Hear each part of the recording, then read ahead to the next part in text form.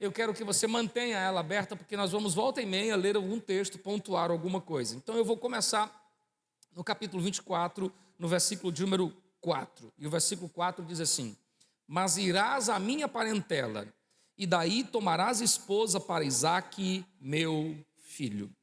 O que eu quero compartilhar com você envolve uma história interessantíssima. E essa história, ela envolve um relacionamento, um casamento. Mais precisamente envolvendo dois personagens, Abraão e seu filho Isaque. Isaque é o herdeiro da promessa e o seu pai está agora aflito porque, sabendo que está perto a falecer, já é um homem de idade, ele está preocupado com quem sua filha vai casar. É assim que se pensa todos os pais sensatos.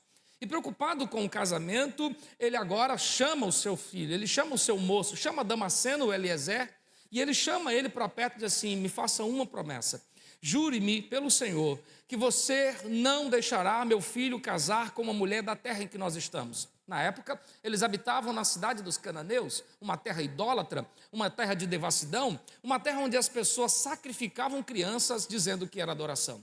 E Abraão, preocupado com isso, está agora dizendo: você vai até a terra dos meus pais, você vai voltar até a terra da minha parentela, e você vai procurar uma mulher para casar com Isaque, e você vai me prometer pelo Senhor que você vai fazer isso. E agora, Eliezer está um mínimo entre uma situação inusitada, porque se é difícil escolher esposa para si, mais difícil ainda é escolher esposa para outra pessoa. E se esta pessoa é o seu patrão, complicadíssimo. Mas ele é um homem temente, ele é um homem sensato e ele está orando aos céus. Ele faz um clamor a Deus e diz: Senhor, eu preciso de sua bondade, eu preciso de sua benevolência, eu quero que o Senhor me conduza nisso. E quando ele está orando, pedindo por condução, ele faz um propósito: Deus, quando eu me aproximar da fonte, quando eu me aproximar do lugar onde as moças vêm pegarem águas para encherem suas vasilhas, para abastecerem suas casas, para abastecerem o seu lar, então quando eu me aproximar e eu pedir à moça que me dê água, e entre elas a moça que dê água a mim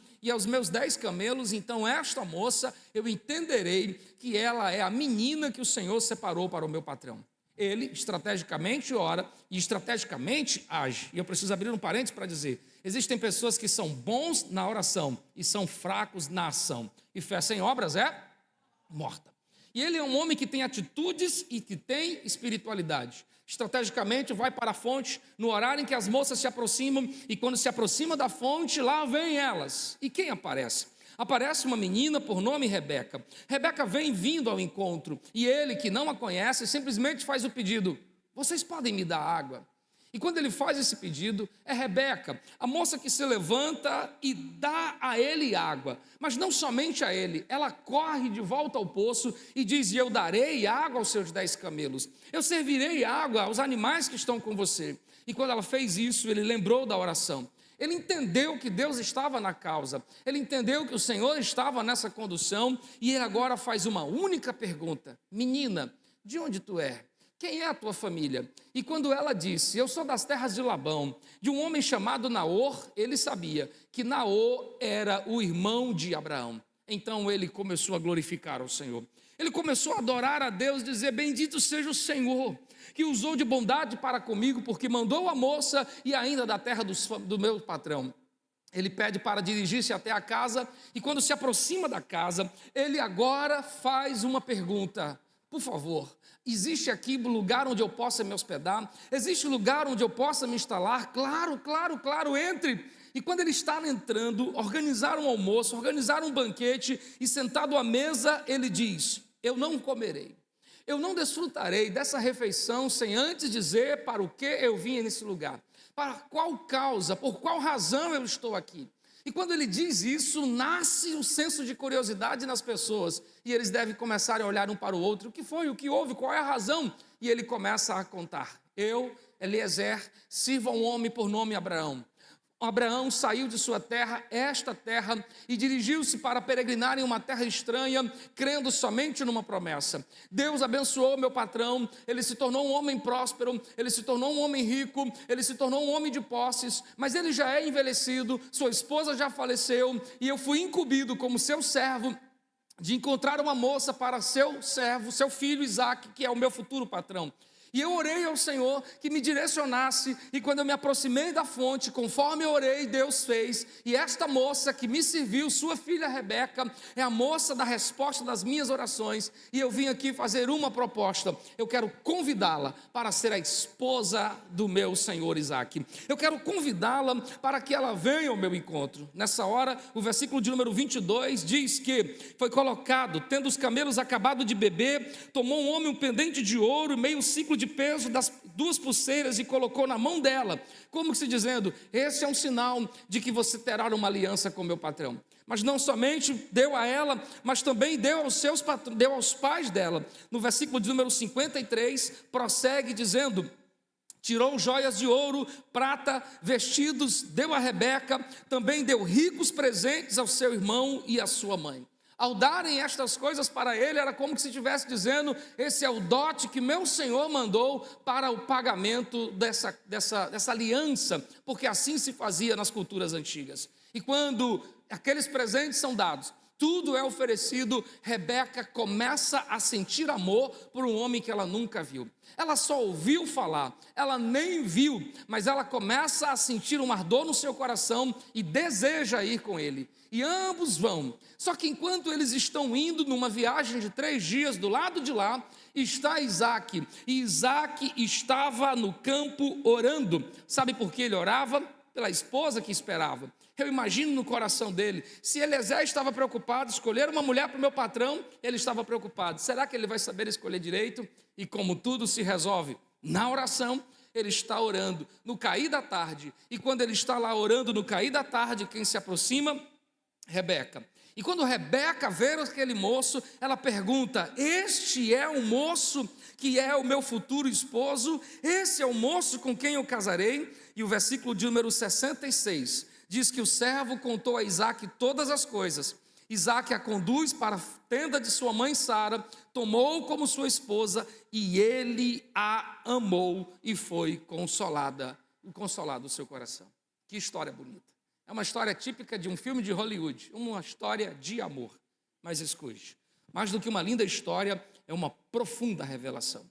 O que nós temos no capítulo 24 é aquilo que nós chamamos de tipofania do encontro de Cristo com a sua igreja. E nesse texto nós encontramos algumas características próprias da pessoa de Jesus, da pessoa do Espírito Santo e da igreja. Só que para você melhor entender, eu quero ampliar a sua visão e convidar você a pensar no que está em Gênesis 22. Em Gênesis 22, nós temos a história do sacrifício de Isaac. Isaac é o garoto que vai ser sacrificado no Monte Moriá, representando como simbolismo do sacrifício de Cristo. Como Abraão daria seu filho, Deus doou o seu filho por amar a todos nós. Só que isso não para as semelhanças no capítulo 22.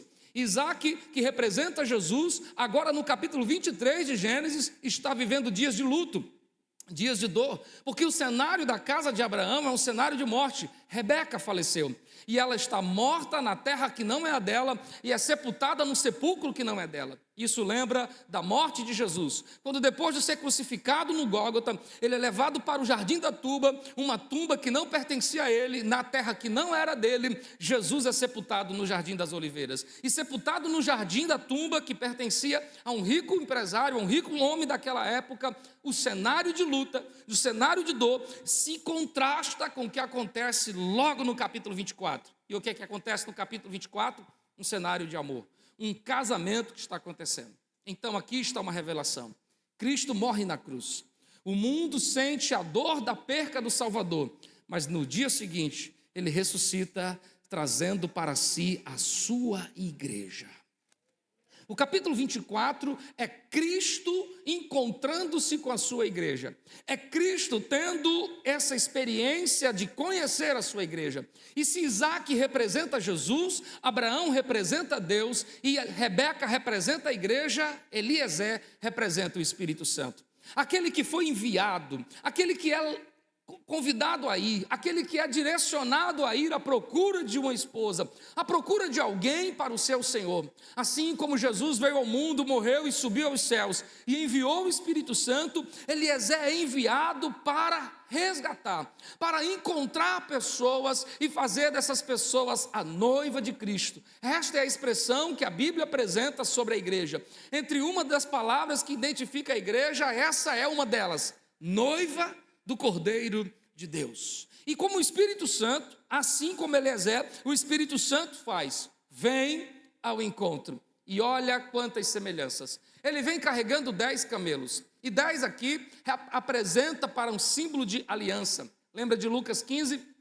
Quando Jesus conta a parábola das 10 dracmas. As 10 dracmas eram moedas precisas para uma jovem donzela que estava prestes a casar.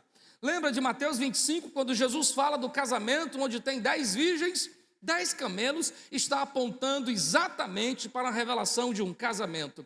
E agora ele vai para a fonte do poço, e enquanto ele está na fonte do poço, Isaac está no monte orando, no campo Bela-Rói orando, no cair da tarde. Coincidentemente ou não, é o mesmo horário que Jesus encontrava-se com Adão no jardim do Éden, no cair da tarde.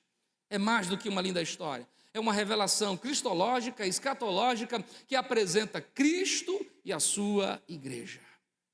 Mas eu estou caminhando até aqui para começar a pregar para você as características desta igreja, as características dessa noiva. Porque é no capítulo 24 que nós encontramos o que define ser esta mulher a esposa do servo Isaac. No capítulo 24, no versículo de número 16, diz o seguinte: a moça, Rebeca, ela era muito formosa de aparência. Ela era virgem, a quem nenhum homem havia possuído. Ela desceu à fonte, encheu seu cântaro e subiu. O que nós temos no versículo lido agora são as características que fez com que Eliezer dissesse: esta é a esposa do meu Senhor.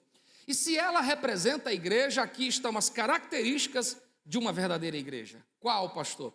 Eu vou pontuar aqui 2 delas. Número 1, pureza. O texto faz questão em dizer que ela era virgem, a qual nenhum homem havia possuído. E virgindade, no contexto espiritual, fala de alguém que decidiu pertencer a uma pessoa só. Quando nós nos identificamos com Jesus, nós precisamos ter essa característica. E qual é? Pureza. Não dá para servir Jesus e o mundo. Não dá para servir Jesus e as coisas dessa vida. Está escrito em Tiago, no capítulo 4, adúlteros, como podem vocês ser infiéis? Não sabem que quem quiser ser amigo do mundo constitui-se inimigo de Deus. Portanto, a característica dessa moça diz para nós que a verdadeira igreja não é a igreja que tem paredes altas. A verdadeira igreja não é a igreja que tem uma música altissonante. A verdadeira igreja é aquela que carrega em si uma decisão: eu só pertenço a Jesus. Minha vida é dele, sou dele, meu coração é dele. Não apenas falar dele, mas pertencer a ele. Não apenas caminhar para a casa dele, mas ser dele. É provável que alguns de vocês que aqui estão divididos entre estar com Jesus e estar com o mundo. E isso é o suficiente para dizer que você não está com Jesus. Porque quem está com Jesus não pode, não deve, não pode continuar tendo o coração dividido. Em Elias nós encontramos essa palavra no 1 Reis, quando ele diz: até quando vocês estarão divididos entre 2 caminhos? Ou sigam a Deus ou sigam a Baal. Nos dias de hoje era como se estivesse dizendo: até quando vocês vão querer sentar na mesa do Senhor e na mesa de um bar? Até quando vocês vão adorar ao Senhor e cantar músicas seculares? Até quando vocês vão louvar a Deus e aplaudir as coisas mundanas? Até quando? Não dá para ser assim. Se nós queremos ser a igreja de Jesus, muito mais do que se vestir de crente, é viver como crente. Muito mais do que carregar uma Bíblia, é viver o que a Bíblia diz. Precisamos entender que a característica da igreja que vai morar com Jesus é pureza. Ela tem um coração totalmente entregue a uma pessoa.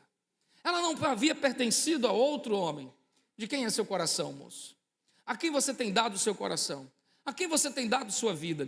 Se você ama Jesus, mas está contando os dias para começar o carnaval e você pular os 4 dias, você pode esperar qualquer coisa, menos ir para o céu. Se o seu coração está dividido entre Jesus e o seu namorado, entre Jesus e os seus filhos, entre Jesus e a sua esposa, você não entendeu ainda. O que Cristo busca em nós é inteireza. Isso é um sinônimo da palavra integridade. Integridade é quando alguém é inteiro, intenso, total no que faz. Você só terá tudo de Deus quando Deus tiver tudo de você. Você só poderá caminhar com Deus quando Ele puder caminhar com você. Cristo pode entrar nos lugares que você entra, Cristo pode assistir às programações que você assiste, Cristo pode ter as amizades que você tem. Se Jesus não é bem-vindo lá, você também não será lá. Pureza é o sinônimo que define que esta moça é a moça própria para Isaac. Assim como a igreja, nós precisamos entender. João ainda vai escrever dizendo que o mundo passa e suas concupiscências também. Nós precisamos escolher de que lado nós vamos ficar, com Deus ou sem Deus. Não dá para ficar no meio termo. Você já viu alguém ter duas mulheres? Eu já. Mas você já viu alguém amar duas mulheres? O coração foi feito para amar uma pessoa. Eu estou falando de amor e não de um sentimento erótico que os homens carregam. Não dá para dividir o coração. Eu posso estar com tantas mulheres, mas eu só consigo amar uma. Salomão teve várias mulheres, mas ele era apaixonado por uma mulher. Isso é suficiente para dizer: você não pode amar Jesus e amar o mundo. De quem é seu coração? Rebeca não havia dado seu coração para ninguém. Por causa da sua pureza, Isaac agora espera ela para ser a sua esposa. E muito mais, o texto ainda diz que, além de pureza, esta mulher tinha serviço. Quando ele chega e ele pede água, ela não apenas dá água para Eliezer, ela dá água para os 10 camelos de Eliezer. Você sabe que camelos são os animais típicos do deserto, porque eles conseguem fazer longas jornadas sem beber água. Isso porque possuem em si uma reserva de 8 litros, espaço para 8 litros de água. Então eles bebem e saciados, eles caminham longas jornadas. Imagine comigo que esta mulher está dando de beber a 10 camelos. No mínimo, se subentende que esta mulher serviu entre 50 a 80 litros de água, tirado no balde, carregado na vasilha. Ela dá para o seu senhor e ela dá para cada camelo, para dizer para nós que a igreja de Jesus é conhecida por essa característica: servir.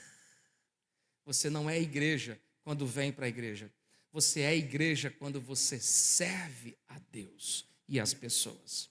Nós estamos vivendo um tempo, e eu faço minhas frases de um filme que assisti recente, em que nós estamos sendo mais dreno do que fonte.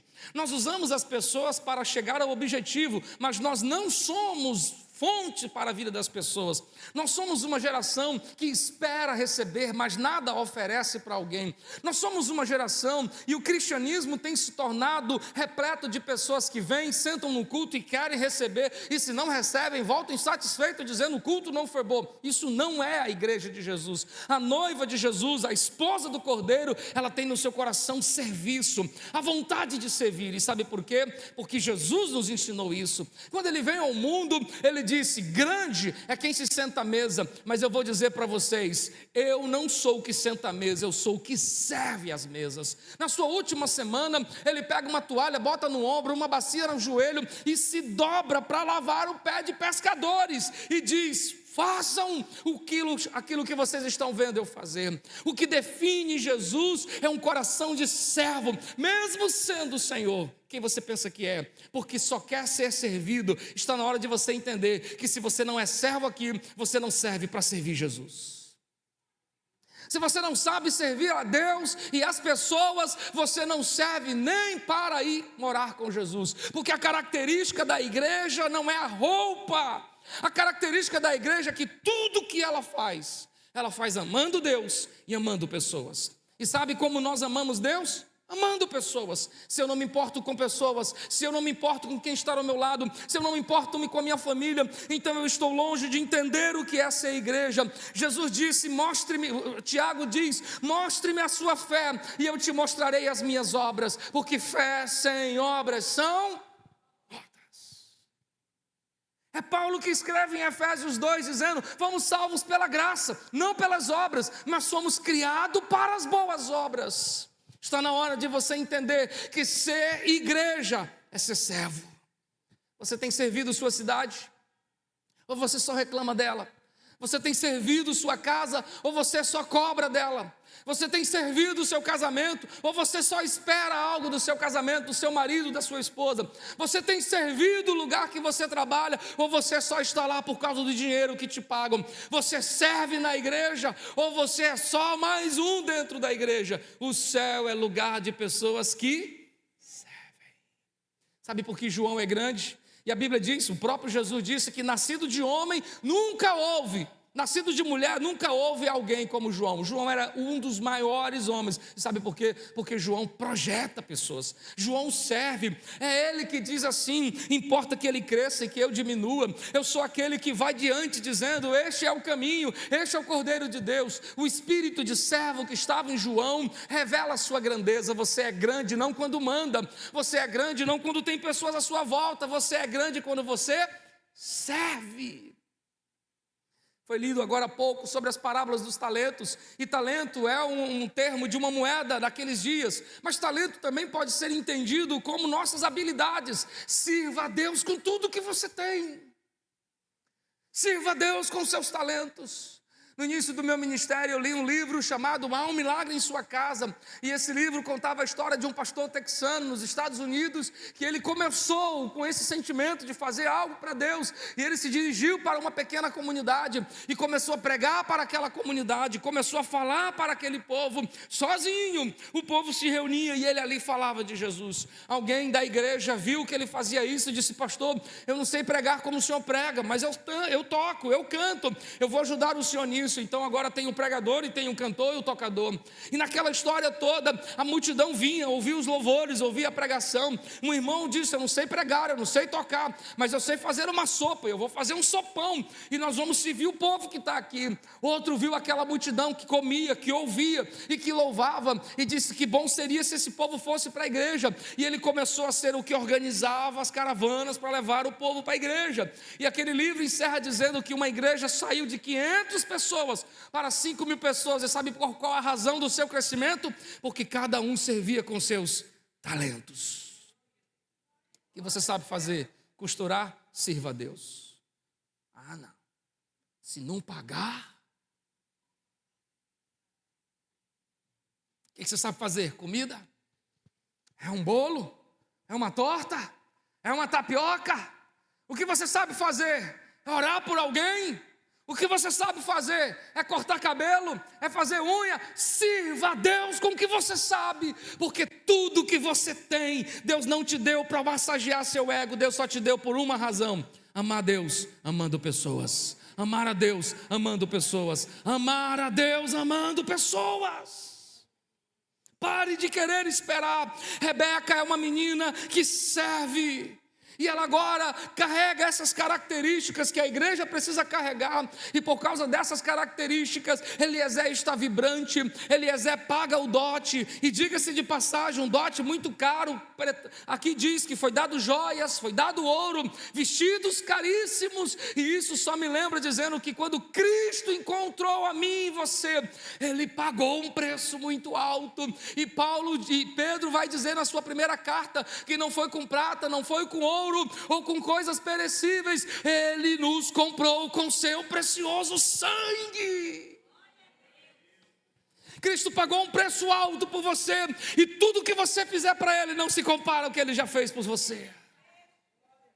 O dinheiro que você dá é nada diante do preço que Ele pagou. A carona que você dá para alguém é nada diante daquilo que Ele já fez por você. A doação, a generosidade, o esforço, a oração, a dedicação é nada. O preço foi pago. Agora ele está dentro da casa, conversando com o pai da moça, conversando com a mãe da moça e dizendo: eu vim para levá-la, aqui está o dote. Só que nessa hora, e eu estou caminhando para o final da mensagem, nesta hora em que o dote foi pago, que as características são presentes, surge o versículo de número 55. Capítulo 24, versículo 55 diz: mas o irmão e a mãe da moça disseram: fique ela aqui alguns dias conosco, pelo menos 10 dias, depois ela irá. Sabe, irmãos, eu amo a Bíblia porque a Bíblia deixa tudo amarradinho. E o que eu tenho nesse texto é uma moça que foi paga o seu dote, que foi resgatada, uma moça que tem características, mas uma moça que está sendo impedida de ir para casa, impedida de encontrar o seu amado. E a conversa bonita foram no emocional dela. A mãe dela está dizendo: não vai embora, passe mais alguns dias. O irmão está dizendo: minha maninha, não vai embora, quem é que vai brincar comigo agora? Passe mais alguns 10 dias. E tentar segurar ela é exatamente o que o mundo está fazendo com você. Jesus amou você, camarada. Jesus pagou um preço alto por sua vida, mas o mundo está dizendo: fica aqui mais um pouquinho, só mais um pouquinho. Precisa sair agora, tudo bem, Jesus te ama, já pagou o preço, fica aqui mais um pouquinho. Eu preciso falar a você com muita propriedade e respeito: até quando você vai permanecer do jeito que está, se você já sabe que Deus está chamando você? Agora a palavra é: fique aqui. Esse cenário se repete na vida de um outro personagem da Bíblia, quando ele termina de sair de um almoço, é um levita de Juízes 19, e quando ele termina, a família diz: fique mais um pouquinho, passe a noite. E aí ele passa a noite: não, mas espere o café, espere o almoço. E ele passa mais alguns dias e isso terminou com morte. Sabe o que Satanás está querendo dizer? Sabe o que Satanás está querendo fazer? Ele quer distrair você. O maior perigo da caminhada são as distrações. Então tudo bem, você largou a bebida, mas ele diz: não precisa se envolver tanto, não.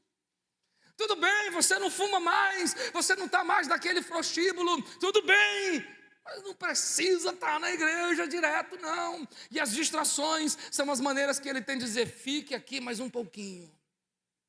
O diabo está prendendo muitos de vocês na vida que vocês estão vivendo e vocês não estão percebendo. Prisioneiros de si mesmo, prisioneiros de amarras, como o pássaro que prende um passarinheiro, que não sabe, que desce na gaiola, pensando em experimentar o alpiste e fica preso lá. Muitos de nós estamos comendo e não sabendo que estamos morrendo. Eu não sei se você já viu um vídeo que rola de um caranguejo que está sendo jogado dentro da panela, mas joga um pedaço de pão e ele come o pão para distrair o fogo da panela que o matará. É assim que Satanás está fazendo, dando pão, e você não está percebendo que você está indo para a morte. Mas esta noite, eu vim aqui para dizer: abra seus olhos. Quando disseram a ela: fique aqui mais um pouquinho, então Eliezer, que representa o Espírito Santo, no versículo 56 diz: Eliezer, porém, disse: não me detenhas, pois o Senhor me tem levado bom termo na jornada, permite que eu volte ao meu Senhor. E disseram: chamem a moça e perguntem a ela pessoalmente. Chamaram a moça, versículo 58. Chamaram, pois, Rebeca e lhe perguntaram: você quer ir com esses homens? E ela respondeu. Eu quero ouvir. E ela respondeu. Essa noite eu sou Eliezer, perguntando a você: queres ir caminhar com Jesus? Estão tentando prender seu coração. Eliezer tem a palavra, o mundo tem as distrações, mas só você tem a decisão. A decisão compete a você. Então o Espírito Santo está dizendo: queres ir hoje tomar a sua decisão? Queres hoje posicionar-se? Só ela poderia dizer: não, tudo bem, eu vou, mas espera mais alguns dias. Mas ela enche o peito, e mesmo sem nunca ter visto Isaac, ela o ama e diz: eu não fico mais um dia. Sabe, irmãos, nós nunca vimos Jesus, eu mesmo nunca vi Jesus, mas só em ouvir falar dele eu amo. E eu não vejo a hora dele chegar, porque eu quero me encontrar com ele. Ah, pastor, já falaram tanto tempo que Jesus está voltando. E, ó, ano após ano ele nunca volta. É verdade, ele até hoje não voltou. Mas eu já vi muita gente que estava esperando Jesus voltar ter ido primeiro antes de Jesus voltar. Porque ou ele vem ou você vai. E se você fosse agora? Você tem características de igreja, de noiva de Jesus? A morte pode beijar a sua face essa noite. Você pode estar ouvindo o último sermão de sua vida.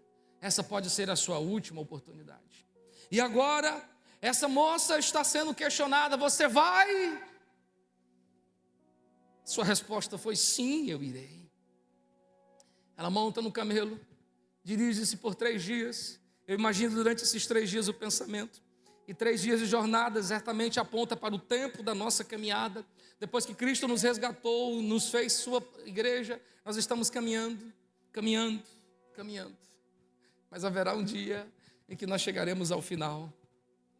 E quando ela chega lá, ela vê de longe, e ela desce do camelo e pergunta: é ele, aquele é meu Senhor, aquele é meu esposo. Não sei vocês, mas eu não consigo ir para um casamento e não me emocionar. Recentemente eu fui para um casamento de um sobrinho meu. Nós estávamos no casamento, eu cheguei mais cedo, e aí fui até o noivo cumprimentá-lo. E aí, Cadmiel, como é que está seu coração? Tranquilo, tio, tranquilo. Mas quando a noiva apareceu na porta, que a música tocou, Cadmiel desceu as lágrimas. Há algo glorioso no casamento. É por isso que isso representa o encontro de Jesus com a igreja. Quando Gabriela apontou do lado de lá e a música tocou e ela vem caminhando, há uma revelação nisso aqui. Haverá um dia em que o Senhor estará de pé ao lado de Deus. A trombeta tocará, os portais eternos se abrirão e a igreja entrará pelas portas. Irmão, se eu me emociono em casamentos terrenos, eu não sei como é que vai ser meu comportamento naquele dia em que eu ver o meu Senhor face a face, em que eu olhar nos seus olhos, em que eu puder tocá-lo, que eu puder abraçá-lo, em que eu puder ir ao seu encontro. E eu fico imaginando quando Rebeca vê Isaac, ela vai ao encontro dele, ela põe o véu em sinal de respeito e se aproxima, e Isaac tira o véu dela para dizer assim: a partir de agora seremos um. E eu imagino trocar de palavras, de só 2 apaixonados conseguem trocar, e ela dizendo: valeu a pena ter deixado minha casa, valeu a pena ter deixado tudo, valeu a pena ter deixado meu pai, valeu a pena ter deixado minha casa por causa de você. É isso que dirá aqueles que chegarem lá: Senhor, valeu a pena ter rejeitado o mundo, valeu a pena ter rejeitado muita coisa. Mas não apenas a igreja vai dizer isso, mas do lado de cá, e é isso que está escrito no final do texto: porque ele amou, e isso me lembra de Isaías 53, depois que conta o caminho da cruz, no versículo 11 diz assim: ele olhará e verá o fruto do seu penoso trabalho e ficará satisfeito. Aquele dia Jesus vai olhar para você e vai dizer: valeu a pena ter morrido por você, valeu a pena ter derramado meu sangue por você.